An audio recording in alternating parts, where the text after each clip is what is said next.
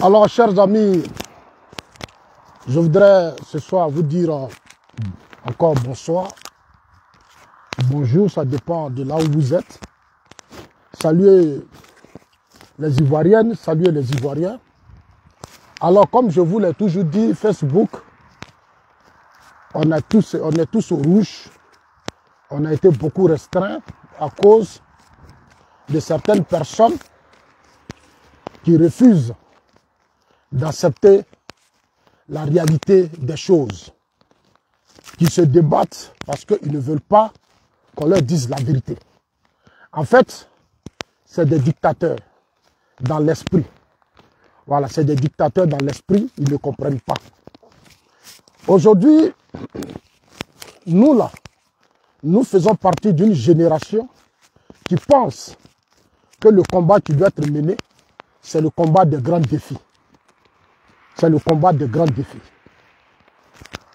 Chers amis, le thème de mon direct, c'est le RHDP doit être un parti fort et puissant. Je le dis parce que c'est important pour l'avenir de ce parti. Avant que nous ne soyons RHDP, nous étions RDR. RDR, ça a été tout un combat. Des générations, des femmes et des hommes qui ont donné toute leur vie, nombreux sont tombés. Les plus célèbres, il y avait Amadou Gon, il y a eu Ahmed, Amadou Soumaro, et on a perdu beaucoup de cadres, de militants. Aujourd'hui, on a perdu beaucoup de cadres, nombreux de nos aînés sont vite partis. Dieu merci, les Jenny Kobena et autres qui ont mené ce combat, qui ont été les pères fondateurs, qui ont pensé. Ah, comment tu vas? Ça va, mon gars? Vous voyez, ils sont tous partis. Paix à leur âme. Aujourd'hui, ils ont mené le combat avec notre leader, le président Alassane Ouattara, que j'ai toujours honoré. Vous savez, moi, Zasso, je dis toujours merci à Dieu parce qu'il m'a permis de connaître l'homme, de voir l'homme, de parler à l'homme, au RDR. Ça a été vraiment, c'était un honneur pour moi. C'était un grand honneur pour moi parce que qui avait pensé qu'un jour, moi, j'allais voir le président Ouattara?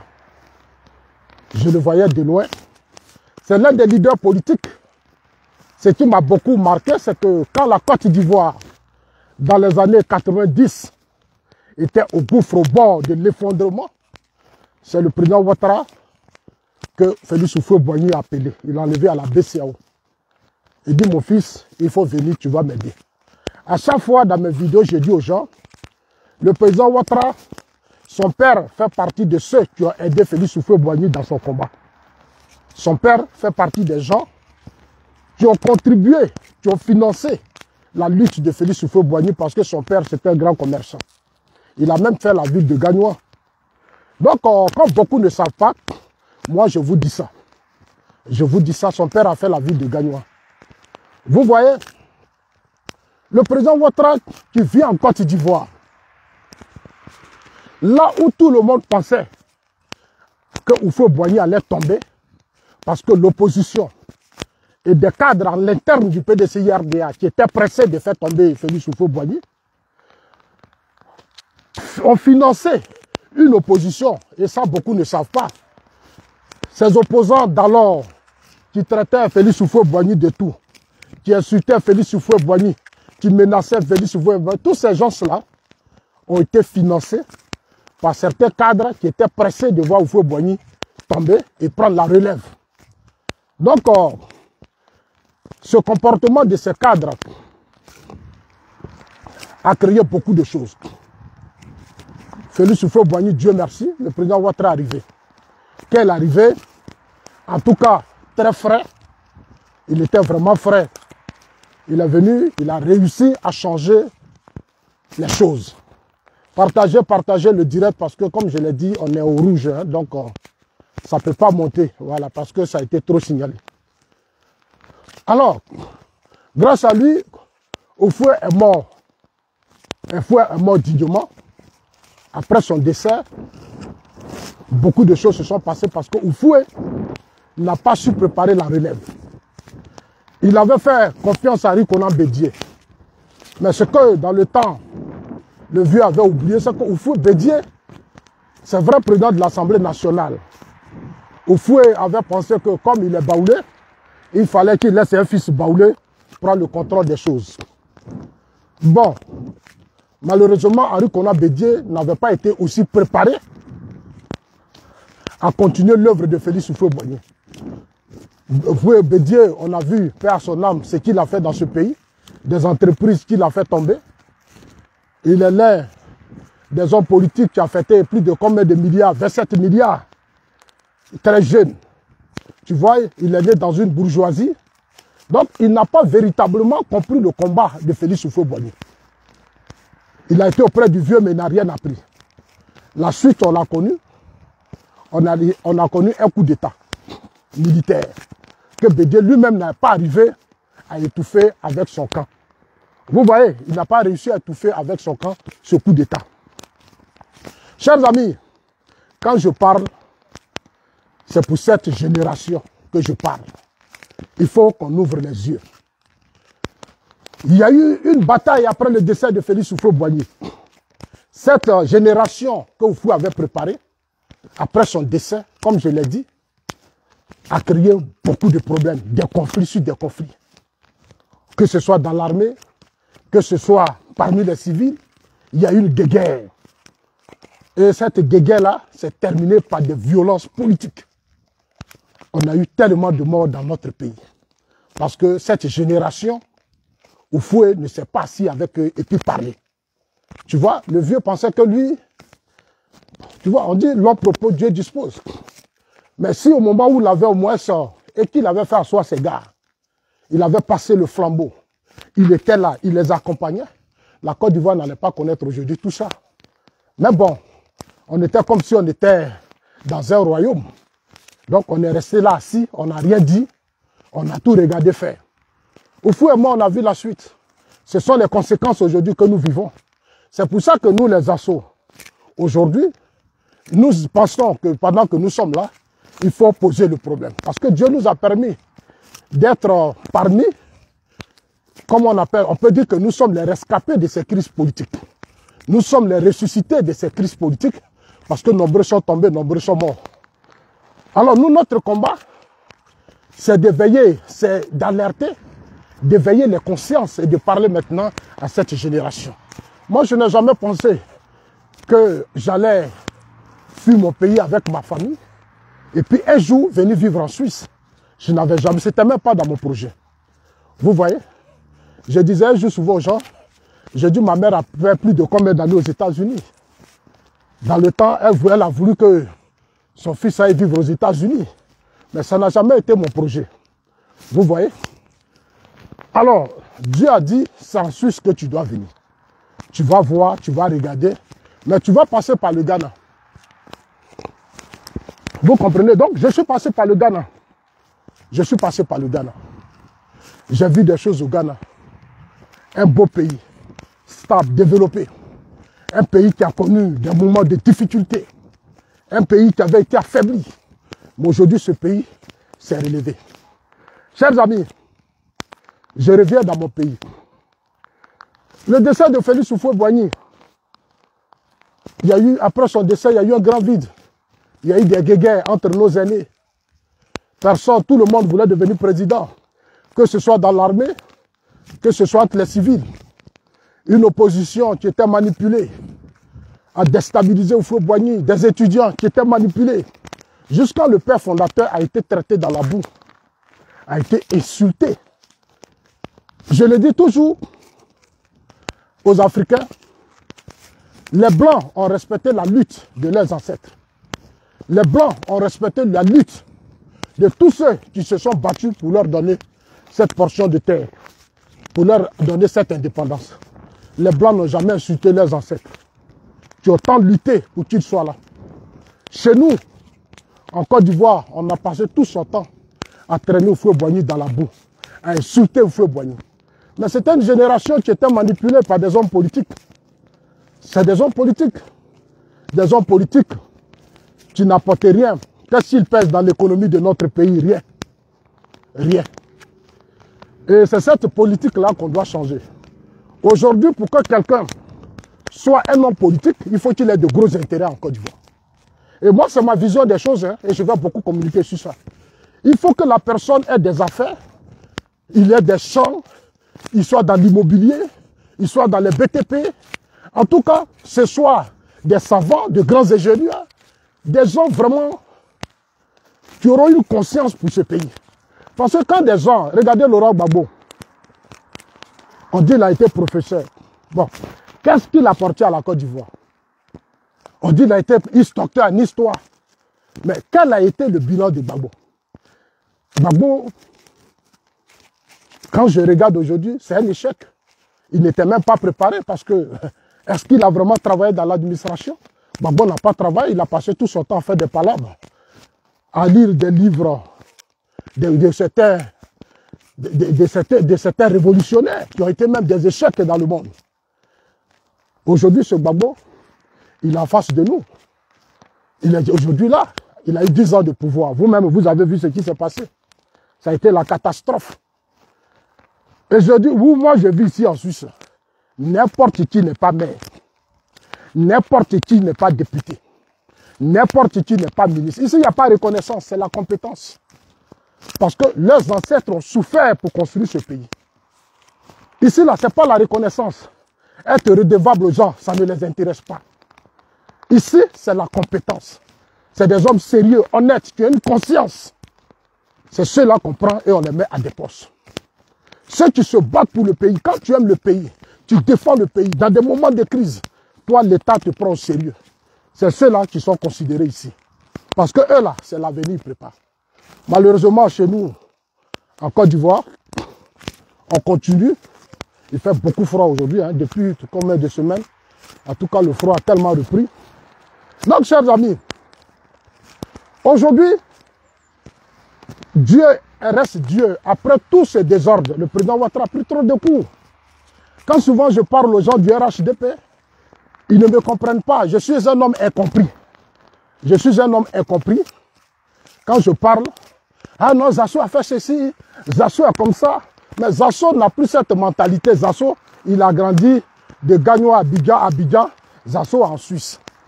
C'est des crises politiques qui m'ont amené ici. Donc, dans des pays où je suis, je ne fais que réfléchir. Je vais vers les Blancs pour voir comment ils sont arrivés à là, comment ils se développent.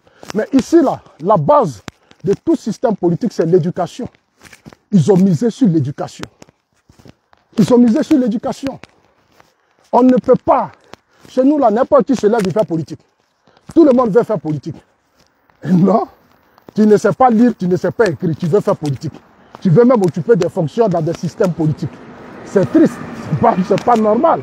Parce que quand un parti politique, on crée un parti politique, c'est parce qu'on veut gérer l'avenir d'une nation, la vie d'un peuple. C'est pour ça qu'on crée un parti politique. Donc ce parti politique-là, on ne doit pas mettre n'importe qui. Même ils n'ont qu'à avoir mené la lutte comme ils le veulent.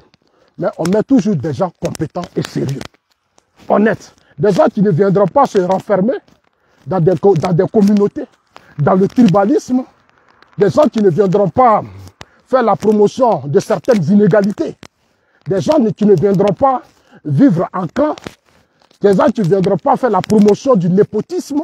Mais des gens qui vont venir pour la cohésion sociale, l'ouverture, qui vont avoir un esprit ouvert. Qui viennent pour dire, ah, quand on était dans l'opposition, on avait critiqué ça. Quand on était dans l'opposition, on avait dénoncé ça. Aujourd'hui, on vient au pouvoir, voilà le comportement qu'on doit avoir, voilà ce qu'on ne doit pas faire, voilà ce qu'on doit faire. On ne doit pas voler, on ne doit pas détourner de l'argent du contribuable. Parce que quand on était dans l'opposition, c'est des choses que nous avons dénoncées. On ne peut plus être au pouvoir et continuer de avoir le même comportement. Chers amis, c'est pour ça, au RDR, quand j'ai vu le régime Gbagbo, quand j'ai vu Bédié, Guy Robert, Gbagbo, la personnalité qu'on devait maintenant laisser le terrain d'essayer pour lui, c'était le président Ouattara. Donc, sous Gbagbo, on a compris, il a été traité de tout, il a été humilié, qu'est-ce qu'il n'a pas connu? Mais il est resté serein. Il est resté serein. Aujourd'hui, il est au pouvoir. Aujourd'hui, il est au pouvoir.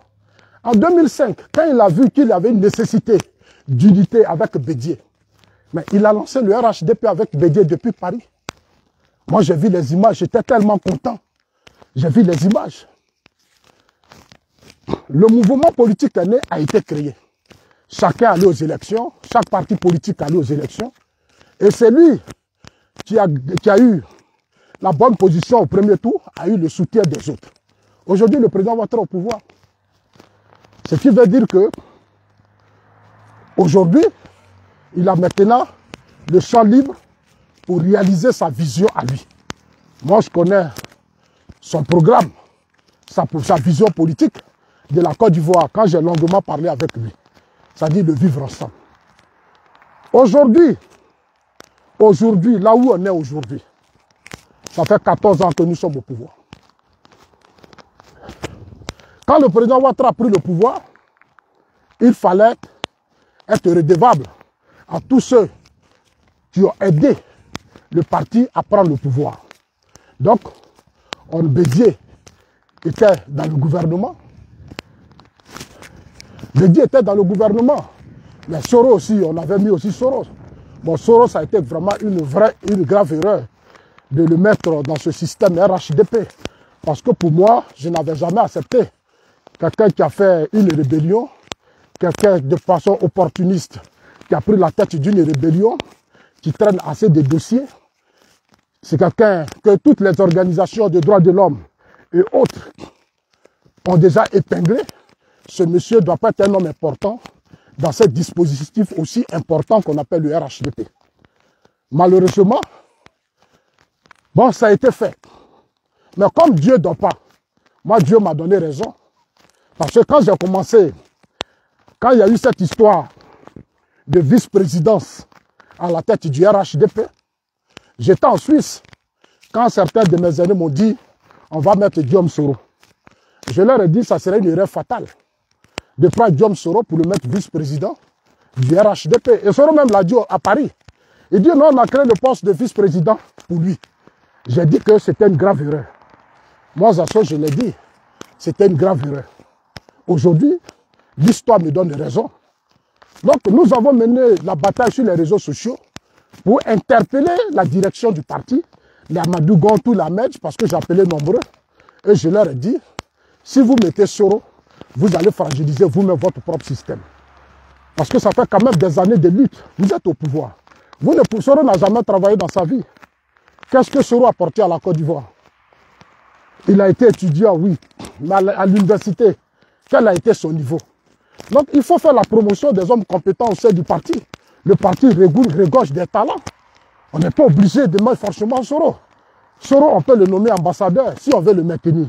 Mais dire qu'on va le prendre jusqu'à président de l'Assemblée nationale, premier ministre, ce sont des erreurs de Gbagbo. Quand Gbagbo nommait Soro comme premier ministre, nous les Assous, on n'a jamais été d'accord. Et c'est ce que beaucoup ne savent pas. Et c'est ce qui a fait que Gbagbo, le camp Gbagbo, moi, je ne s'entendais pas. J'ai dit au FPI que c'était un échec.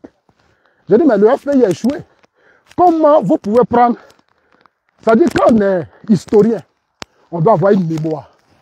Il n'y a pas de crise dans le monde où on a pris un chef de guerre, on l'a mis comme premier ministre et il a réussi à créer les conditions de stabilité. Non. Tous ceux qui font des coups d'État et des rébellions, leur objectif, c'est de devenir président de la République. Et quand j'ai dit ça, beaucoup j'ai dit, mais vous nommez Soro premier ministre, mais Soro là, lui, il veut devenir président. Soit vous lui donnez votre place, ou soit vous créez les conditions de votre déstabilisation. Mais beaucoup de cadres du FPI ne s'entendaient pas avec moi. Les Mamadou Koulibaly et autres m'ont reçu. Non, Zasso, on ne dit pas ça. J'ai dit, mais c'est votre parti politique, c'est vous qui l'avez créé. Moi, je ne fais que vous dire ce que je pense. Soro ne devait pas être Premier ministre. Il a fragilisé tous les... Seydou Diarra, tous les bannis. Parce que moi, je le voyais venir. Quand on dit on n'a qu'à désarmer, Soro n'était pas prêt à désarmer. Il narguait avec tout le monde, même les accords politiques de Ouagadougou. Soro ne respectait rien. Donc les Agoureux Parlement, j'ai été clair avec eux. J'ai dit, celui qui Soro là, il est en train de venir. Il veut prendre la primature. Après la primature, il va viser la présidence. C'est moi, Zazo, qui l'ai dit. Ils sont là, ils sont vivants. Aujourd'hui, tous me disent, Zazo, c'est toi qui avais raison. J'ai dit, mais moi, je ne vous comprends pas. En Afrique, là, il y a eu beaucoup de crises. Il y a eu tellement de crises en Afrique, on a vu ce qui s'est passé. On ne peut pas aujourd'hui signer des accords avec Soro, nommer Soro Premier ministre. Il faut faire justice. Quelqu'un a pris des armes, il a posé... Il faut que justice soit faite. Parce qu'aujourd'hui, si vous ne faites pas justice, vous allez encourager encore Soro à faire des bêtises. Il va faire des bêtises, il ne va jamais changer. Donc aujourd'hui, l'histoire me donne raison. L'histoire me donne raison. C'est pour ça que moi, Zasso, je suis serein. Quand les gens parlent, je suis là, je les regarde. Ils sont perturbés, mais moi, je parle. Moi, je parle. Donc, chers amis, il fait très froid. Donc, c'est ce que j'étais en train de dire. Aujourd'hui, ça fait 14 ans que nous sommes au pouvoir. Avec tout ce qui s'est passé dans le parti, aujourd'hui, ça fait 14 ans de pouvoir que nous sommes là. On a perdu des cadres importants comme Amadou Gon, comme Ahmed Bakayoko. Tous les Amadou Soumaro qui ont été à la base de la naissance du parti sont tous partis.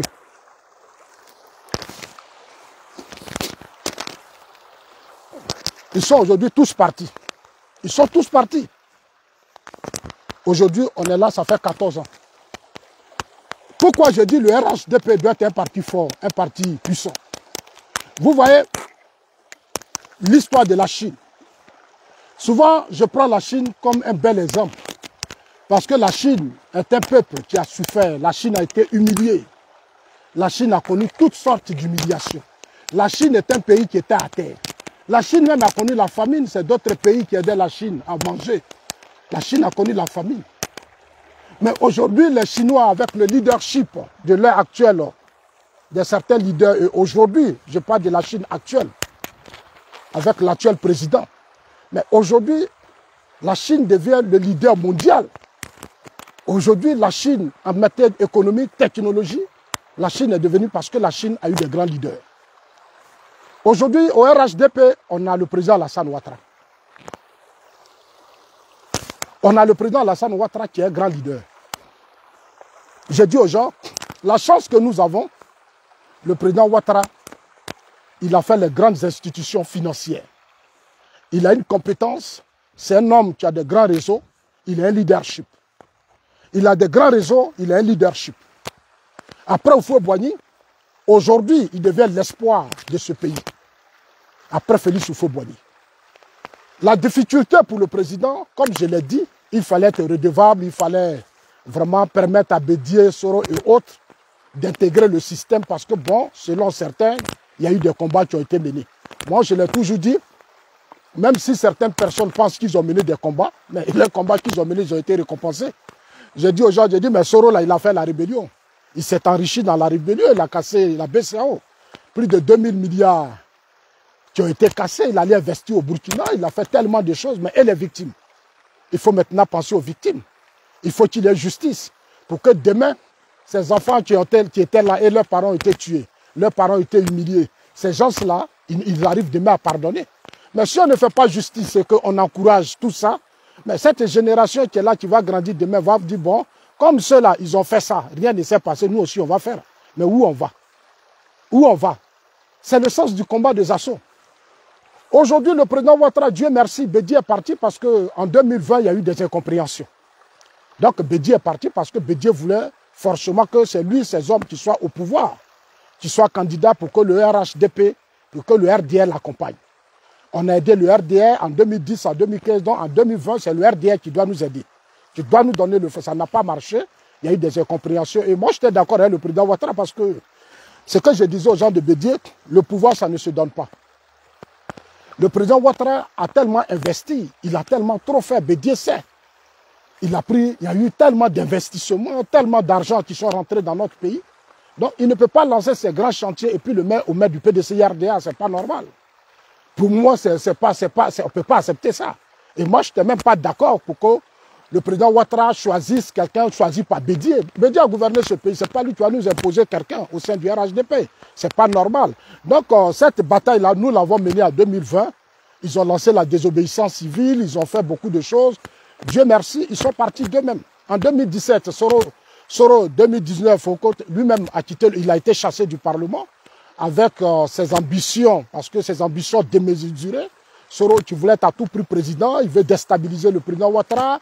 Oui, j'ai fait la rébellion. Mais attends, je dis toujours à Soro, Tu ne peux pas faire de rébellion pour le président Ouattara. Personne dans le monde n'a fait de rébellion pour quelqu'un. Personne ne va faire que des rébellions. Tous ceux qui font des rébellions et des coups d'État, c'est pour eux-mêmes. Voilà.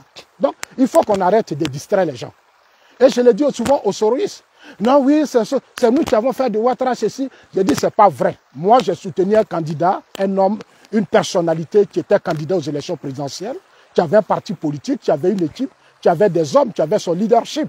C'est ce monsieur-là que moi j'ai soutenu. Il a été aux élections. Il a eu 32%. Là où Gbagbo a eu 38%, Bédi a eu 25%, Mabri a eu 3%. Donc moi, on ne peut pas me dire que c'est Soro qui a fait Ouattara. Non.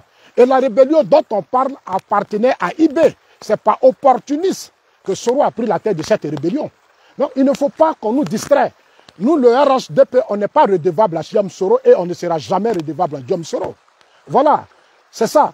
Aujourd'hui, la difficulté que nous avons, c'est-à-dire après le départ de Bédié, le départ de Soro, le décès d'Amadou Gon et d'Ahmed, on n'a pas réussi à faire asseoir une équipe. Le président Ouattara étant président a estimé qu'il fallait confier le parti à une équipe. Et cette équipe, c'était les Kafana. La fois dernière, j'ai lu dans Jeune Afrique. Jeune Afrique dit, c'est les Tissé Bas-Congo, c'est les Bitogo, ce sont les Kafana, et c'est à eux qu'on a confié le parti.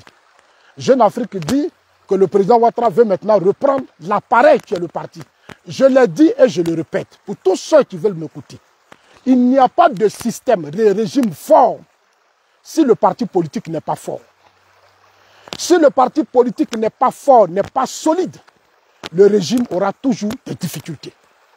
Parce que le régime, quand on vient au pouvoir, on vient avec une vision, on vient avec un programme. Celui qui est chargé de matérialiser ce programme, c'est le système, c'est l'appareil qu'on appelle le parti politique. C'est le parti politique qui matérialise la vision politique du président Ouattara. Je donne un exemple. Le président Ouattara dit l'école est gratuite. L'école est gratuite au plan national. Les responsables du parti doivent faire de sorte que dans tous les villages, campements, les hameaux, ils doivent faire de sorte que l'école soit vraiment gratuite. Les enfants soient bien habillés, les enfants soient propres. Il y a des classes sur toute l'étendue du territoire national. Donc il faut mettre des gens en place qui vont contrôler tout ça. Malheureusement, ça n'a pas été fait. Ça, c'est un petit exemple que je donne. Dans toute l'administration, c'est ça qui a été la force de beaucoup de pays dans lesquels nous vivons aujourd'hui. Un parti politique qui n'est pas fort ne peut pas donner de grands résultats. Aujourd'hui, le président Ouattara a lancé de grands chantiers. Mais avec tous les chantiers que le président Ouattara a lancés, on a aujourd'hui du mal à savoir qui va être le successeur du président Ouattara en 2025. On est aujourd'hui tous condamnés à dire au président, on te demande encore pardon. Alors qu'en 2020, le président lui-même avait déjà dit, je veux passer le flambeau à la nouvelle génération. J'ai une équipe, j'ai ceci, j'ai cela. Que le monde entier a salué, que nous tous, nous avons applaudi. Même si moi, Zasso, j'étais pour que le président reste jusqu'en 2025. Parce que pour moi, il y a eu des fissures, il y a eu tellement de choses qui se sont passées. J'avais proposé que le président Ouattara reste. Bon, j'ai été incompris comme d'habitude. On ne m'a pas écouté, on ne m'a pas compris, j'ai été traité de tout. Ok. Aujourd'hui, les gens veulent que je me soumette à ce qu'eux, ils pensent. Je ne vais pas le faire. Je ne vais pas le faire. Je ne suis pas dans du suivisme moutonnier. Moi, je ne suis pas un mouton, je suis un intellectuel. J'étais quand même porte-parole du président Ouattara, même si le système actuel qui est là essaie de nous fragiliser, essaie de nous écarter. Parce que, espérant qu'eux, maintenant, ils se suffisent, ils sont bons. Ça aussi, ce sont des erreurs politiques. Parce que pour des gens qui ont été des lutteurs, qui ont été au cœur de la lutte des derniers moments, et qui ont quand même apporté de très bons résultats dans cette lutte, on devait quand même nous associer. Mais comme c'est une nouvelle équipe qui est là, Madougo et Mohamed est mort, c'est une nouvelle équipe qui est là. Donc cette équipe-là s'est renfermée sur elle-même. Tu vois, aujourd'hui le RHDP, dont je rêvais que pour moi ça allait être un grand parti politique, n'est plus aujourd'hui un grand parti politique. Et à chaque fois je leur dis ça, quand tu leur dis ça à Zasso, non mais moi je vous dis la vérité. Aujourd'hui on a l'impression qu'on est encore dans le RDR. C'est-à-dire, on a gagné, on a pris le pouvoir. Un groupe de personnes crée une fédération, ils forment un groupe, ils s'asseyent, ils disent bon, on a gagné, on n'a qu'à tout prendre. Donc, ils se nomment entre eux, ils prennent tous les postes stratégiques, ils vont chercher leurs cousins et autres, même du Sahel, et ils contrôlent le système. Ils ne cherchent pas à créer la cohésion, matérialiser l'esprit du président Ouattara qu'on appelle le vivre ensemble. Qu'est-ce qu'ils font? Ils s'enferment dans un système. Ils sont allés même loin, aller créer un mouvement du Grand Nord. Ce mouvement que j'ai combattu avec fierté. Parce que souvent les gens parlent d'assaut RHDP, non, les gens ne t'aiment pas. Non, c'est parce qu'il y a des choses que j'ai dénoncées. C'est pour ça qu'un groupe et moi, on ne peut pas s'attendre. Parce que les gens pensaient, non, on n'a qu'à créer un mouvement du Nord. Je leur ai dit, non, on a été au RDR. Quand on était au RDR, est-ce que vous avez créé un mouvement du Nord? On est maintenant au pouvoir, on est au pouvoir, vous avez l'appareil de l'État, vous allez vous réunir pour aller chez vous, développer chez vous, et chez moi, à Gagnoua qui développe chez moi. Non, vous ne pouvez pas nous écarter. On a été avec vous au RDR. On ne peut pas avoir mené une lutte. Maintenant, l'appareil est là. Au lieu de chercher à créer la cohésion sociale fédérée, faire de sorte qu'on soit ensemble, on ait le même esprit, on soit comme des Ivoiriens, comme l'a toujours pensé le président Ouattara, ils ont formé un groupe et dit non, nous on va créer le mouvement du Nord, on n'a qu'à être entre nous les filles du Nord. C'est ce que Zasso a combattu qu'on n'aime pas Zasso. Ah mais oui, sinon en 2020, là, j'étais dans la direction de campagne. Ahmed Bakayoko m'a mis dans la direction de campagne, Amadou Go a validé. Amadou Go même là, il m'a reçu grâce à Marie et tout. On a échangé sur certaines choses. C'est des cadres ouverts. Ils ont un très bon esprit, mais ils sont vite partis. Ahmed Bakayoko a un bon esprit, il est vite parti. Aujourd'hui, ceux qui sont là, je suis désolé, hein, mais je l'ai dit toujours, beaucoup d'entre eux m'ont déçu. Ils m'ont déçu parce qu'ils fragilisent le système du président Ouattara. Ils vivent en communauté. C'est des communautaristes, ils sont foncièrement tribalistes. Et je leur dis ça toujours. Regardez l'appareil, le système sur quoi le parti se repose. Regardez l'appareil du parti. Les vrais décideurs sont tous des cadres RDR. Sont tous des cadres RDR. Alors que on parle de regroupement de partis politiques. Quand le président Ouattara proposait le RHDP, c'est parce que sa vision, c'était d'avoir deux grands blocs politiques en Côte d'Ivoire pour mettre fin à ce désordre de plusieurs partis politiques qui fait dépenser beaucoup d'argent à l'État de Côte d'Ivoire. Donc le président Ouattara dit, bon, si nous on crée le RHDP, ça va amener l'opposition à se fédérer et à former aussi un autre groupe, comme en France, comme aux États-Unis, comme au Ghana, où on a deux grands partis politiques, comme au Nigeria. Donc je pense que c'était une très bonne pensée, c'était une très bonne vision du président de la République, avoir deux grands blocs politiques. Malheureusement, on n'a pas pu avoir ces deux grands blocs politiques. Le RHDP, qui devrait être ce parti fort, que j'aime tant, je veux que les gens se réveillent, moi c'est ma vision. J'essaie de les interpeller, j'essaie de leur parler, mais malheureusement, ils sont tellement allés loin dans leurs actions, ils ont du mal à revenir en arrière. Vous prenez l'administration, on dit non, on a nommé tel temps, mais je connais les faiblesses des uns des autres dans le système. Il ne s'agit pas de dire qu'on a nommé des gens, mais quel est le poids qu'on leur donne? Quel est le pouvoir qu'on leur donne? C'est ça qui est le vrai problème. Ils n'ont pas de pouvoir, beaucoup ne sont pas forts, ils ne sont pas puissants. Même s'ils ont des ambitions, de dire, bon, les assauts et autres, on va se retrouver, parce qu'au RDR, vous avez fait ça, il faut qu'on reprenne, mais ils sont fragilisés, ils vont faire comment? Ils vont faire comment? Parce qu'il y a un bloc qui est là, qui ne veut pas, qui n'écoute pas. Jeune Afrique dit, Kafana, voilà ce qui s'est passé. Oui, mais Jeune Afrique le reconnaît. En Conseil des ministres, le président Ouattara comprend aujourd'hui que le parti politique, il a confié à des cadres qui n'ont pas été à la hauteur. Normalement, on devait quand même subsister des démissions, des uns et les autres allaient démissionner. Ils allaient démissionner et confier le parti à une nouvelle équipe. Parce que c'est ça, c'est le dynamisme. Qu'est-ce que nous voulons faire de la Côte d'Ivoire? Si le parti n'est pas fort, on ne va pas s'en sortir. Gbagbo Laurent était à la tête d'un parti politique qu'on appelait le FPI. Mais le FPI s'est engouffré dans des conflits. Les individus se sont enrichis.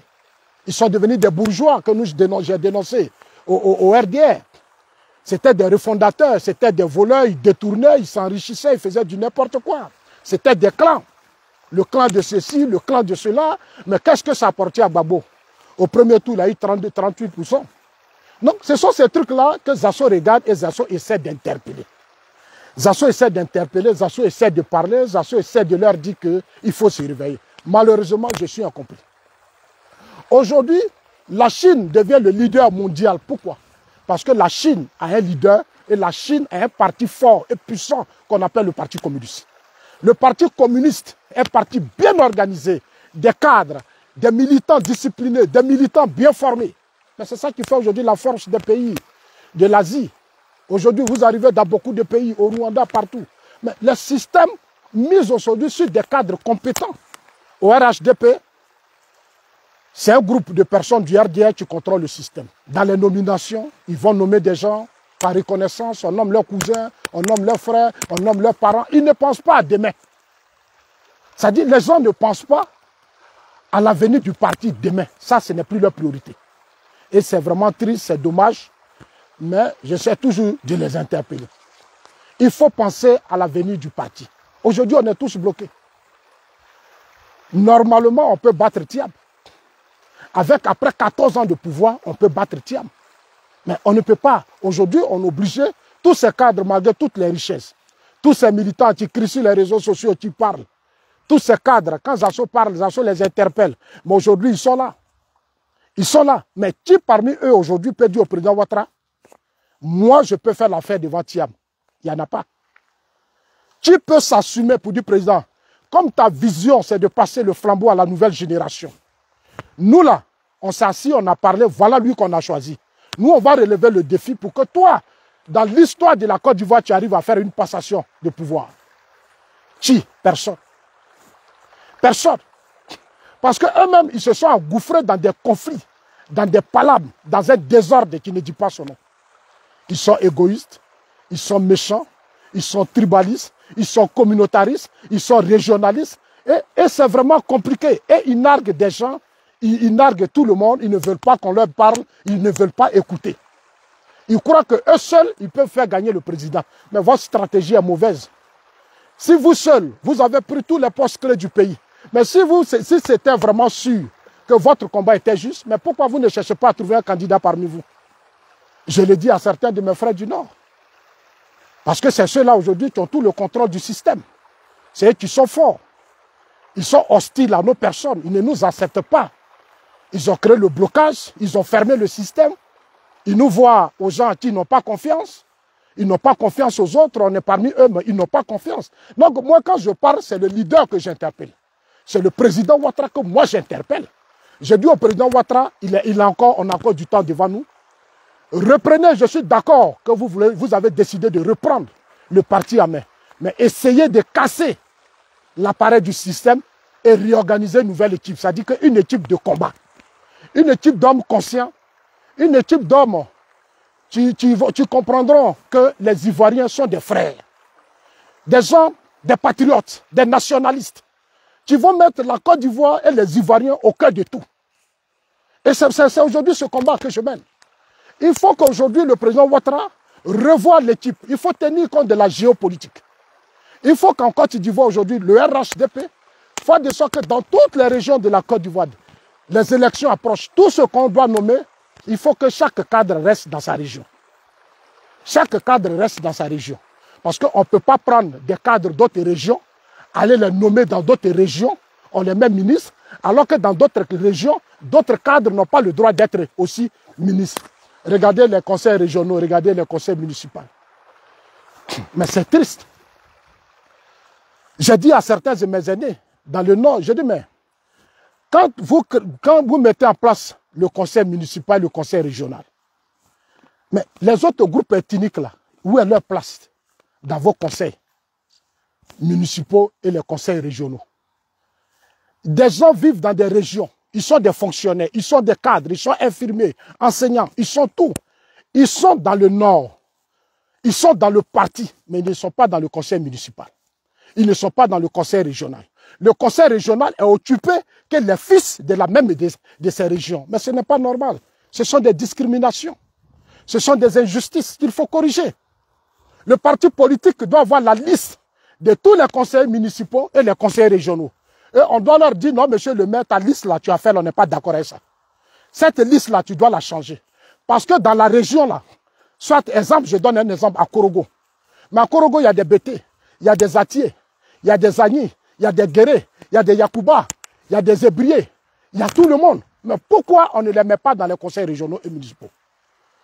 Voilà le débat que Zasso soulève. Voilà où je vois les faiblesses de mon système, que je demande aux gens de corriger. Il faut corriger. On ne peut pas faire des systèmes. Mais on s'est battu pourquoi alors? Quand on se battait, c'était pour corriger tout ça. C'est le parti qui doit faire des propositions. c'est le parti qui doit changer des choses. La liste vient, on regarde la liste, on dit bon, il y a 10 conseillers municipaux. Le maire, son adjoint, c'est un BT. Ou c'est un guéré. Ou c'est un abbé. Ou c'est un atier. Ou c'est un ébrier. Mais on impose. On impose. On impose. Et on explique aux militants que c'est comme ça que ça doit être. On va dire aux militants, mais vous arrivez aujourd'hui à Gagnois. Dans le conseil du municipal de Gagnois, il y a le maire qui est Djoula. Mais il y a les autres groupes ethniques. Donc ça, c'est acceptable.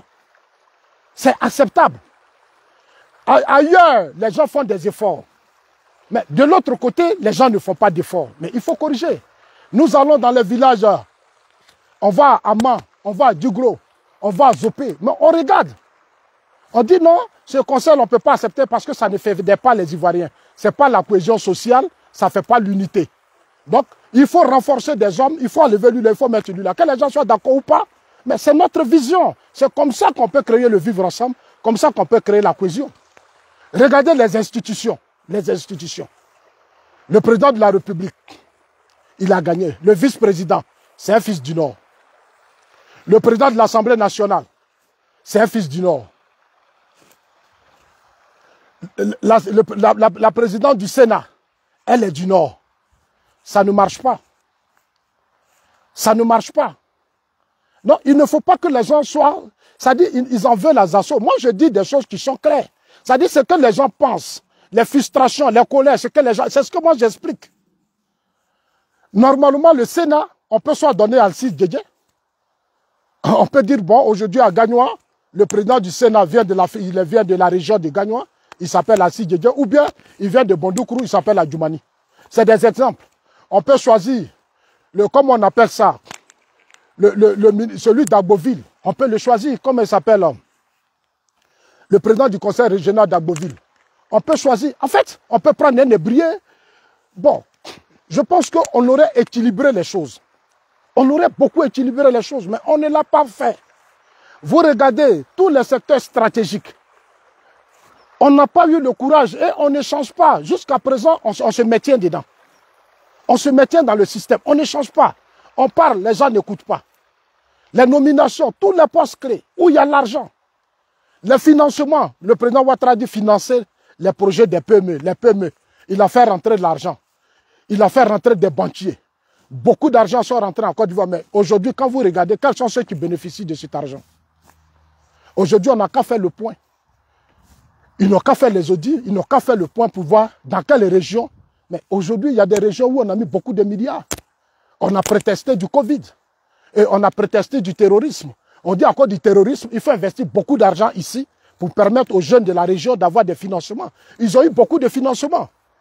Mais quand les assos parlent, ils pensent que les assos sont des idiots. Nous, on n'est pas des idiots. On n'est pas des idiots, on sait tout. On a des chiffres, on a les éléments de preuve, on a tellement de choses. Donc quand je parle là en tant qu'un homme politique qui veut vraiment qu'on corrige des choses. Parce que si on ne les corrige pas, ce n'est pas bon. Si on ne les corrige pas, ce n'est pas bon.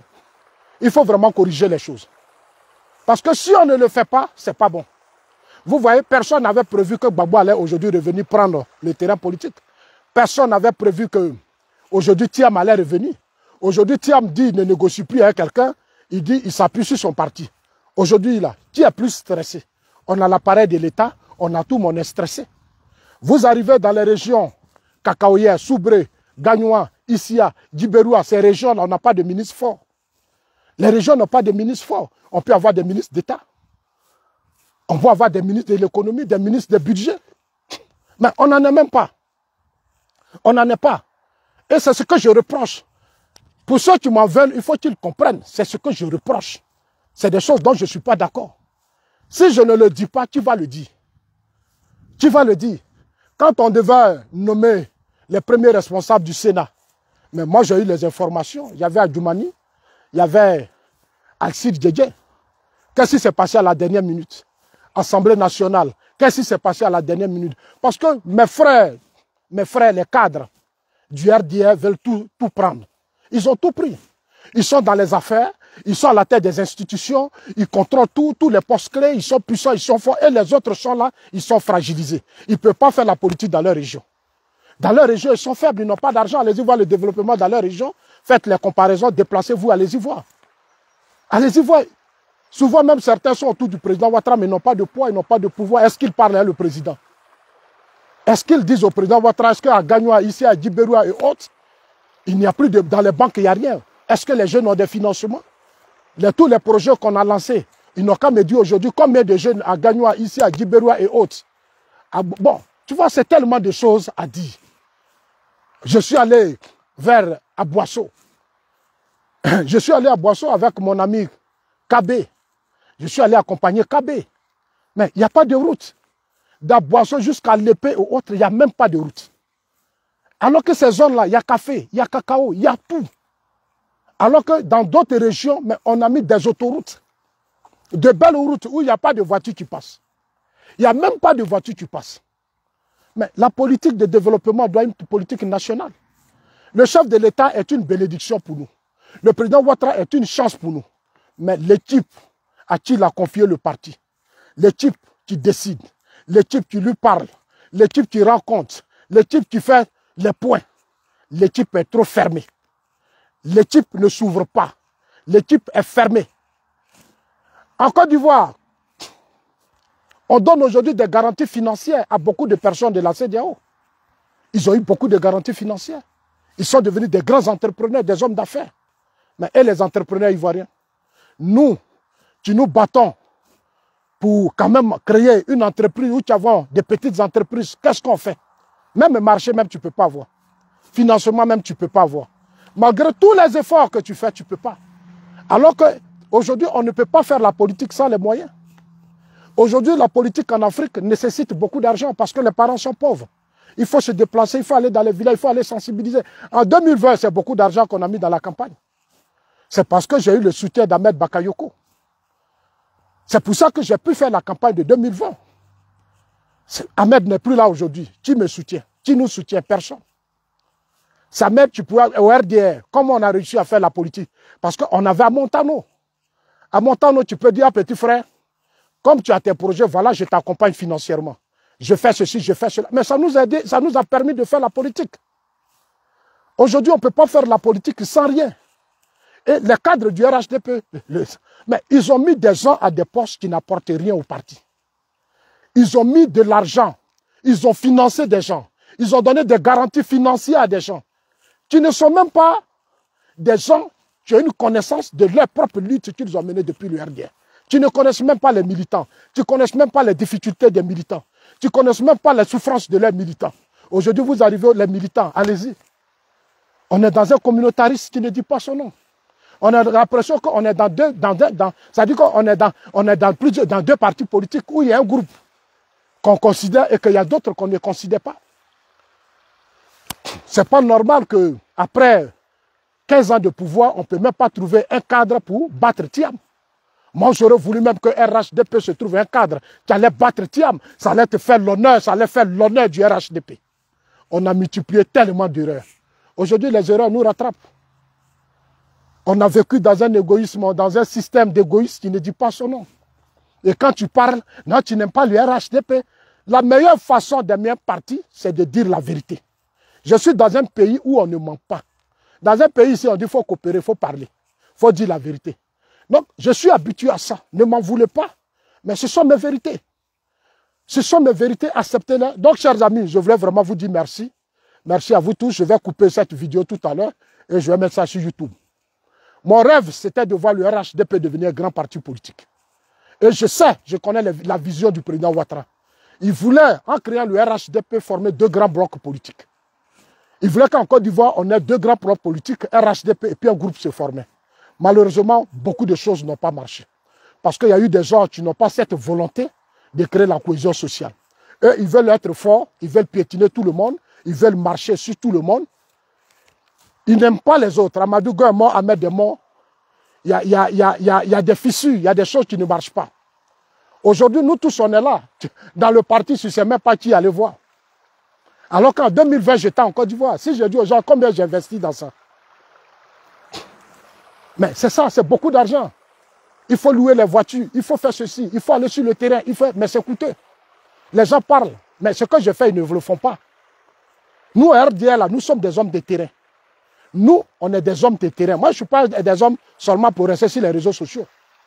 En 2020, j'ai été dans ma région où j'ai mobilisé mes parents. Mais 2025, là, je vais faire comment? On va faire comment? On est nombreux, on va faire comment? Des leaders de jeunesse qui n'ont même pas le minimum. Alors que nous sommes au pouvoir. On a fabriqué des hommes d'affaires. Comment dans un parti politique, il y a trop d'hommes d'affaires et les jeunes sont pauvres. Ils ne sont pas solidaires.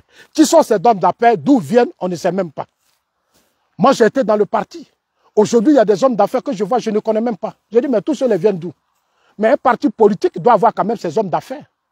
Doit avoir ses entrepreneurs, ses hommes qui doivent être solidaires des autres militants. Qui doivent être fraternels des autres militants. Qui doivent accompagner les projets des autres militants parce que eux, l'État les a aidés. C'est eux qui doivent donner des petits marchés aux autres pour qu'ils vivent. Mais c'est ce que le parti chinois fait. Pourquoi tous les Chinois sont dans le monde? Pourquoi? Pourquoi? Dans un parti politique, il y a trop d'hommes d'affaires. Aujourd'hui, les gens sont devenus des hommes d'affaires. Ils sont remplis dans le pays. Ils sont riches. Mais ils n'aident pas la jeunesse. Ils n'aident pas les militants. Ils ne peuvent pas nous accompagner. Ils ne peuvent pas nous soutenir. Ce n'est pas bien. C'est-à-dire, d'autres se battent. D'autres se donnent. Et il y a d'autres qui s'enrichissent. Ils sont là. Les jeunes souffrent dans les régions. Les jeunes n'ont rien. Il n'y a pas de système de contrôle au sein du RHDP. Il n'y a pas une équipe qui va être sur le terrain, dans les villes, dans les régions, pour voir les difficultés des jeunes. La diaspora ivoirienne et la diaspora qui n'a rien. On fait une politique et la diaspora est faible. Alors qu'aujourd'hui, dans d'autres pays, c'est la diaspora qui fait l'économie de ces pays. Mais quel système l'État a mis en place pour donner des fonds à la diaspora? Les gens ici, là, le salaire, c'est combien? Mais aujourd'hui, on dit retourner au pays, allez-y. Mais les Chinois, là, quand ils rentrent dans leur pays, ils ont des financements. Quand les Chinois se lèvent, ils vont en Afrique, tout est déjà bouclé. Tout est déjà bouclé. Et c'est la politique de l'État. Et jamais chez le président Ouattara a mis des fonds à la disposition pour que nous, les assos et tout le monde en soit accompagnés dans nos projets. Mais on a été stoppé, on a été freiné. On a été freiné. Il faut maintenant que le RHDP revoie les cadres. Il faut mettre des nationalistes. Il faut mettre des gens qui vont unir les Ivoiriens et qui vont créer la cohésion sociale, qui ne viennent pas s'enfermer dans des conflits, dans des palabres. Parce qu'aujourd'hui, quand tu regardes le comportement de certains cadres et militants, on a l'impression qu'on est encore toujours dans la guerre d'Amadougo et d'Ahmed Bakayoko. Mais ils sont morts, ils sont partis. On dit non, les assauts là, c'est les hommes d'Ahmed Bakayoko. Mais tous ceux aujourd'hui qui ont été avec Ahmed, ils sont tous fragilisés, ils n'ont plus rien. Moi, je me combats parce qu'on me dit que, oui, voilà. Donc, chers amis, voilà un peu certaines vérités que beaucoup ne comprennent pas. Les gens parlent, ils font des vidéos. Non. C'est parce que moi, Zasso, là, que vous voyez là, quand j'aime quelque chose, là, je vais jusqu'au bout. Mais quand je n'aime plus, là, je n'aime plus. Quand je n'aime plus, on ne peut rien me faire. Le président Ouattara, c'est une chance pour la Côte d'Ivoire. Il a créé le RHDP. Il voulait donner la chance à tout le monde. Mais aujourd'hui, nos frères du RDR, après les décès d'Amadougon et autres, ont pris le parti et ils ont pris leur tabouret, ils se sont assis sur ça. Ils ont tous les postes clés, tous les financements du pays, ils sont riches, ils sont puissants. Ils n'aident pas, ils ne soutiennent pas, ils n'accompagnent pas les gens dans leurs projets. Ils sont assis, ça dit que c'est la politique de la terre brûlée. C'est la politique de la terre brûlée. Si ce n'est pas nous, ça ne sera pas vous autres. Aujourd'hui, là, 2025 approche. Ce n'est pas parce que le RHDP n'a pas de cadre. Non, le RHDP a des cadres compétents, responsables, qui peuvent relever les défis face à Thiam. Mais un groupe ne veut pas. C'est-à-dire, ils sont tous dans le jeu de Soro. Ils sont tous dans le jeu de Soro. Ils jouent tous le jeu de Soro. Ce qui fait que Soro continue d'espérer. Soro sait qu'il n'y a pas de solidarité. Il sait que le système ne donne pas d'ouverture aux autres qui sont dans le parti. Pourquoi un parti politique? Ça doit être contrôlé par des fils d'une seule région. Ce n'est pas normal. D'une seule région, pardon. Ce n'est pas normal. Dans un parti politique, il faut quand même faire des semblants de démocratie. Il faut ouvrir l'appareil, il faut donner les chances aux gens, il faut que les gens s'expriment. Il faut que quand même, on dit, bon, il faut qu'il y ait des conventions qui donnent la voix à tout le monde, qui donnent la chance à tout le monde, à chacun de venir dire. Parce que pendant que le président Ouattara est là, il faut lever le pied. Il faut laisser, parce que s'il est là qu'on n'arrive pas à corriger les choses, s'il est là qu'on ne trouve pas de solution, si demain il n'est pas là, on fait comment? On revient à la case de départ de Félix Houphouët-Boigny. des Bédié et des Laurent Gbagbo. Parce que nous-mêmes, on n'a rien préparé. Et les gens n'écoutent pas quand tu leur parles. Comme un parti politique, où le président Ouattara fait rentrer beaucoup d'argent dans le parti, on dit ça, mais il faut qu'on parle d'argent, c'est l'argent qui fait l'économie, qui développe le pays. Regardez dans les régions. Pourquoi aujourd'hui vous dites que les Chinois sont forts, mais les Chinois là c'est l'argent. C'est le travail, c'est l'argent.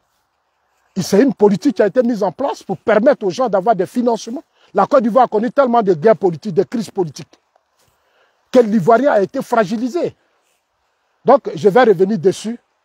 Il faut que les Ivoiriens arrêtent de se laisser distraire. Votre pays, c'est votre pays. Vous devez apprendre à être unis, à vous soutenir, à être des frères. Moi, la crise de l'AES, tout ce qui se passe dans l'AES, je ne suis pas contre eux.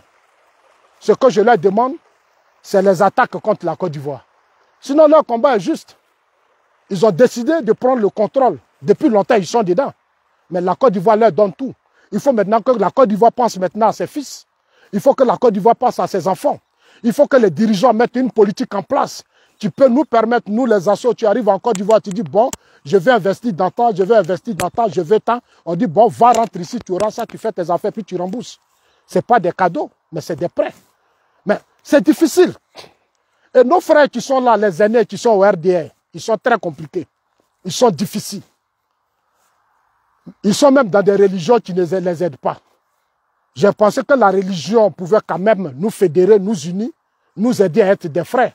Mais malheureusement, certains sont dans des régions et ils vivent dans des religions et ils vivent en autarcie. Ils ne sont pas ouverts d'esprit. C'est-à-dire, d'autres, tu dois aller vers eux. Moi, je dis aux gens, je dis, cessez d'aller vers eux, laissez-les comme ça. Si c'est ce qu'ils veulent, laissez-les comme ça. C'est qu'est-ce que l'histoire va retenir demain? Oui, on a pris le pouvoir, on a fait 15 ans. Et puis après, on a perdu le pouvoir. Alors que ce pouvoir-là, nous pouvons le gouverner sur même 50 ans. Il suffit de savoir placer les hommes, il faut revoir la stratégie, il faut voir les mentalités, il faut revoir les comportements, il faut parler aux gens, il faut leur dire des vérités. On ne doit pas caresser les gens, parce qu'on dit non, quand tu parles, tu fais plaisir à l'opposition. Moi, je m'en fous de ça. Si je fais plaisir à l'opposition, mais changez vos comportements, c'est tout. Revoyez les choses. C'est de ça qu'il s'agit. Je ne suis pas là pour jouer votre jeu. Moi, j'ai fait le RDR. Au RDR, j'ai dénoncé, j'ai posé des problèmes. Ce n'est pas aujourd'hui parce qu'on est au pouvoir que je vais fermer la bouche. Moi, je parle de l'avenir de ce pays. Il faut rendre ce pays solide. Il faut se battre aujourd'hui pour mettre les Ivoiriens au cœur de tout. C'est ça mon débat aujourd'hui. Je suis un nationaliste. Que Dieu vous bénisse. Merci, je vais couper la vidéo et j'envoie sur YouTube. La connexion est lente, hein?